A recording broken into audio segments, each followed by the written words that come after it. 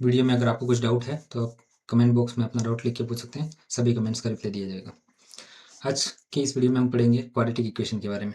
Quadratic equation ऐसी equation जिसमें variable की मैक्सिमम पावर 2 हो और उसका कोफिशिएंट नॉन जीरो हो। ये एक्स स्क्वायर, इसमें एक्स वेरिएबल है, इसका कोफिशिएंट मतलब एक्स के आगे जो भी लिखा हो उसको बोलेंगे एक्स स्क्वायर का कोफिशिएंट। एक्स स्क्वायर का कोफिशिएंट हो गया ए, एक्स का कोफिशिएंट हो गया बी, और जो कांस्टेंट वाली टर्म है वो हो गई सी। तो ऐसी इक्वेशन में जिसमें एक्स की मैक्सिमम पावर कितनी हो 2 और उसका कोफिशिएंट नॉन जीरो हो, मतलब ए जीरो के इक्वल नहीं हो सकता, तो ऐसी इक्वेशन को हम बोलेंगे क्वाड्रेटिक इक्वेशन। तो क्या ये क्वाड्रेटिक इक्वेशन है X square is equal to zero? बिल्कुल है, क्योंकि इसमें एक्स स्क्वायर का कोफिशिएंट कितना है 1। क्या ये एक्स 2x प्लस 3 क्या ये क्वाड्रेटिक इक्वेशन है? नहीं है, क्योंकि यहाँ पे एक्स स्क्वायर का कोफिशिएंट कितना है 0, इस वजह से ये क्वाड्रेटिक इक्वेशन नहीं है। तो ऐसी इक्वेशन जिसमें एक्स की मैक्सिमम पावर या फिर किसी भी वेरिएबल की मैक्सिमम पावर, वेरिएबल में इसलिए बोल रहा हूँ क्योंकि हम एक्स की जगह वाई भी लिख सकते हैं, A Y square plus B Y plus C is equal to zero. Variable में हम एक्स की जगह वाई भी लिख सकते हैं। तो क्वाड्रेटिक इक्वेशन की डेफिनेशन क्या होगी? एक ऐसी इक्वेशन जिसमें वेरिएबल की मैक्सिमम पावर कितनी हो 2 हो और उसका जो कोफिशिएंट हो, मतलब उस स्क्वायर एक्स स्क्वायर के आगे जो भी लिखा हो उसको बोलेंगे एक्स स्क्वायर का कोफिशिएंट, उसका कोफिशिएंट कैसा होना चाहिए? नॉन जीरो होना चाहिए। ठीक है, अब बात करते हैं किसी भी क्वाड्रेटिक, एक एग्जांपल लिख लेते हैं सबसे पहले। Example 2x square plus 3x plus 4 is equals to zero. ये एक क्वाड्रेटिक इक्वेशन का एग्जांपल हो गया। अब बात करें कि x की किन किन वैल्यू के लिए ये इक्वेशन सेटिस्फाई होगी, उनको बोलेंगे रूट्स। जनरली हम रूट्स को अल्फा और बीटा से शो करते हैं, अल्फा और बीटा से शो करते हैं। अगर मेरे को इसका रूट निकालना हो तो कैसे निकालेंगे? ये मैंने इक्वेशन लिख दी, A X square plus B X plus C is equals to zero. अगर मेरे को इसके रूट निकालने हो, पहले तो इनके रूट के नाम दे देता हूँ मैं। एक रूट हो गया अल्फा और एक रूट हो गया बीटा। इसकी 2-3 मेथड है, जैसे कंप्लीटिंग द स्क्वायर हो गया, फैक्टराइजेशन करके हो गया, और एक सीधा श्रीधराचार्य फॉर्मूला से। कंप्लीटिंग द स्क्वायर थोड़ा सा आपके लिए टफ पड़ जाएगा। जो एग्जाम पॉइंट ऑफ व्यू से एमसीक्यू वाले जो क्वेश्चन होते हैं उनमें अगर हमको रूट्स निकालने हो क्वाड्रेटिक इक्वेशन के, तो सबसे अच्छा मेथड है फॉर्मूले से। फॉर्मूले से कैसे निकालेंगे? अल्फा और बीटा दो वैल्यू आएगी इसके रूट की, और वो दो वैल्यू होगी minus B plus minus root B square minus 4ac upon 2a। ये इसके क्या हो गए? रूट हो गए। जैसे अभी नेक्स्ट वाली स्लाइड में एक एग्जांपल लेके लिख लेंगे अपन, तो समझिए जनरल फॉर्म हो गई क्वाड्रेटिक इक्वेशन की, क्या होगी? A X square plus B X plus C is equal to zero. कोई भी इक्वेशन दे रखी हो हम इस फॉर्म में लाएंगे, फिर वहाँ से एक्स स्क्वायर का कोफिशिएंट जो भी होगा उसको हम बोलेंगे ए, एक्स का कोफिशिएंट जो भी होगा उसको बोलेंगे बी, और जो कांस्टेंट वाली टर्म होगी उसको बोलेंगे सी। और अल्फा और बीटा की value minus B plus minus root B square minus 4ac upon 2a से निकाली जा सकती है। तो सबसे पहली क्वाड्रेटिक इक्वेशन अपने पास दे रखी है X square plus 2x minus 15 is equal to zero. इसको कंपेयर करेंगे हम A X square plus B X plus C is equal to zero से। तो यहाँ से हम कंपेयर करके लिख सकते हैं कि ए की वैल्यू है 1, एक्स स्क्वायर के आगे कुछ भी लिखा हुआ नहीं है मतलब 1 है। बी की वैल्यू हो गई 2, एक्स का कोफिशिएंट कितना लिखा हुआ है 2, और सी की वैल्यू हो गई माइनस 15। ध्यान रखना है माइनस का। ठीक है, ए बी और सी की वैल्यू पता लग गई तो हम क्या उसकी निकाल सकते हैं? रूट। किससे? फॉर्मूले से, श्रीधराचार्य फॉर्मूले से। Alpha comma beta is equal to minus B plus minus root B square minus 4ac upon 2 है। ए बी और सी की वैल्यू पुट कर देंगे। बी की वैल्यू हम पुट करेंगे माइनस 2 प्लस माइनस ये बन जाएगा रूट के अंदर बी स्क्वायर मतलब 2 का स्क्वायर माइनस 4 इंटू ए की वैल्यू 1 इंटू सी की वैल्यू माइनस 15। ठीक है, अपॉन 2 मल्टीप्लाई विथ ए, तो 2 इंटू 1 हो गया ये। आगे सॉल्व करेंगे। माइनस 2 वैसे कैसे लिखा? प्लस माइनस रूट के अंदर क्या बन जाएगा ये? 2 का स्क्वायर 4 प्लस, क्योंकि ये माइनस और माइनस 15 के आगे भी माइनस लिखा रखा है, और ये वाला माइनस दोनों मल्टीप्लाई होके प्लस बन जाएंगे, और 15 4 से कितना बन जाएगा? 60 अपॉन में कितना चल रहा है? 2। आगे सॉल्व करेंगे। माइनस 2 प्लस माइनस रूट के अंदर 64 बन जाएगा।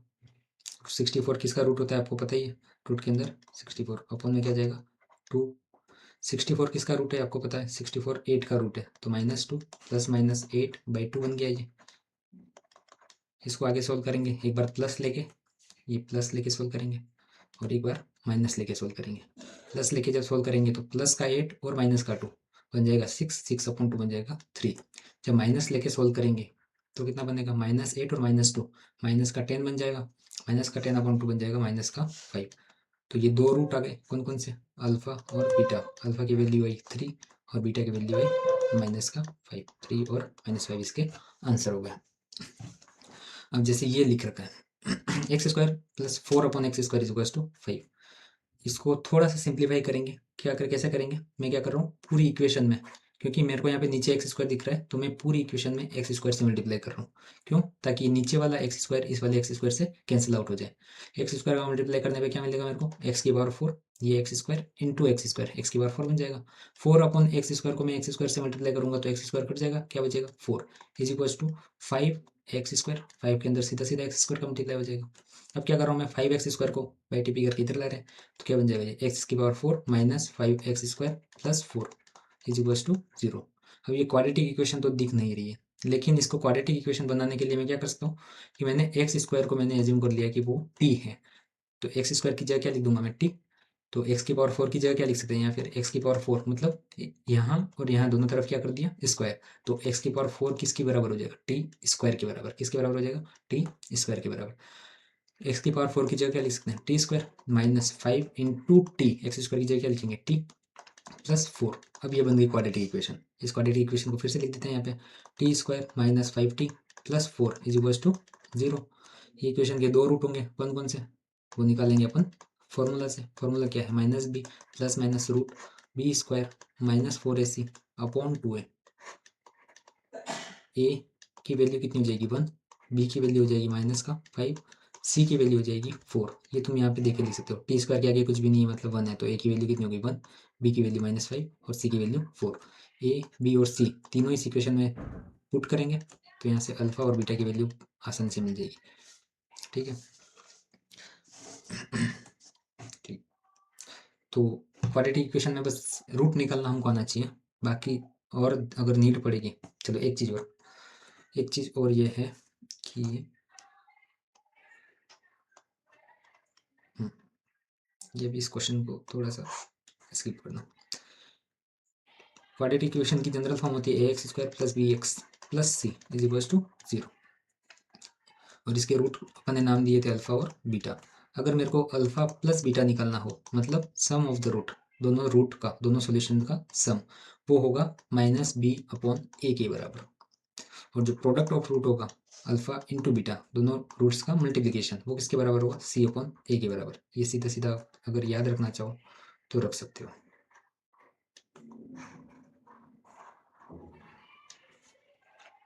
जैसे इसके पहले वाले क्वेश्चन में अगर मेरे से पूछा कि अपन से पूछा जाए कि फाइंड रूट, तो ठीक है, अपन को पूछा जाए कि find sum and product of given quadratic equation.